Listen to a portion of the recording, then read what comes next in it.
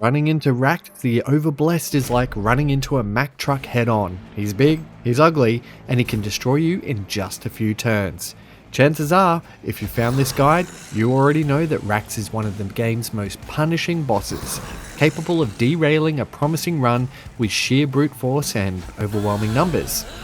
If you made it to Dominion's domain and found your Pyre in flames, you're definitely not alone. But Rax can be beaten if you know what he's bringing and how to counter it.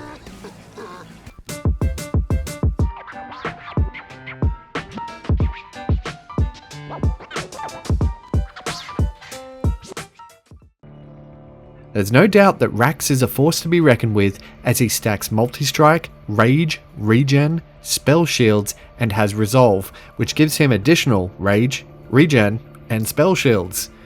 The longer he's on the playing field, the deadlier he is, so we really need to focus on keeping him on the first level of your train in a high damage kill zone. To do this, we're going to stack Valor, multi-strikes, and gold buff dragons to bring an end to his reign of terror. For the purpose of this guide, we're going with a high Valor gold build, stacking lots of damage with low cost units to create a kill zone to trap Rax in. You don't have to follow everything in this guide to the letter, as a lot of the game can boil down to RNG, but there are a few core things we need to follow to win in this strategy. First thing you're going to want to do is select the Vanguardian build for Fel. We're going to use her as a tank that buffs the line behind her, and ideally we'll want to have either lava armor or some form of health stacking for her, but if not, we can buff her attacks and survivability by stacking Valor on her every chance we get. If you don't get the Vanguardian option to select from at the starting forge, simply do a quick restart, as it should pop up. If you have the alternate leader for the Pyreborn, you can also use bloated whelps that can be summoned and then sacrificed for damage buffs, but this isn't entirely needed. What is essential, however, is that we're going to use the Life Mother's Pyre for your train, which adds the option to copy cards at Merchants of Steels, Magic, and Trinkets. When you upgrade your Pyre, be sure to select the yellow crystal called Heaven's Light both times, which will allow you to have significantly more space on your floors. That's the trick to this entire build. We want to have a stacked floor, Fel copying hits to increase the attack of those behind her, and hit Rax back like a freight train from hell. No pun intended.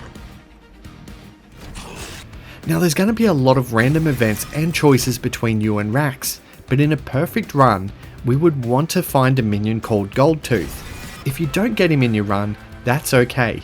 We can still do this with any unit that has a decent attack and health pool. Goldtooth does have the added advantage of plus 15 attack for every 100 gold you have at the start of your battle. I recommend that whatever you end up using, you need to raise its attack and health at a merchant's and then reduce the space they take up to 1 by using the Smidge Stone at a Merchant of Steel. Once you have buffed your selected unit, you're now going to want to copy it as many times as possible throughout your run. 6 to 8 cards should do the trick, and you can use Inferium Wells if you want to save the gold. If it has high damage and multi-attack, it'll serve as a good substitute if you didn't unlock Goldtooth.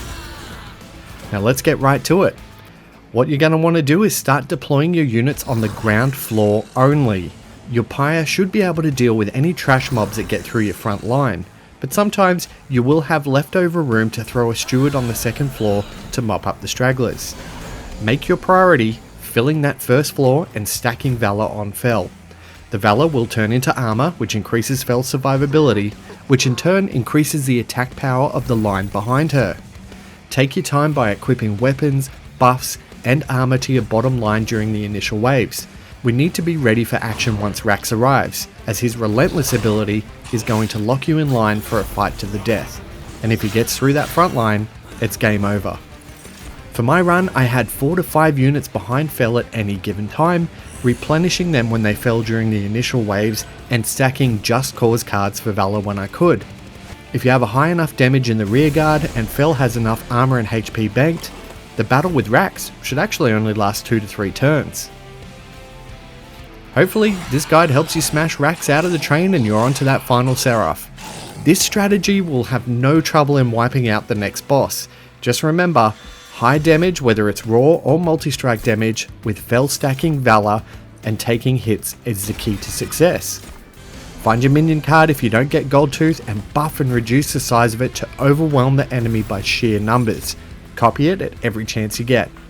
Hopefully this guide helped send Raxx back to where he came from, and if you want to help me out, don't forget to hit that like and subscribe button. I'm very active here, so ask any questions if you get stuck, and for all things Nintendo Switch and Monster Train 2, keep it locked onto What's It Like.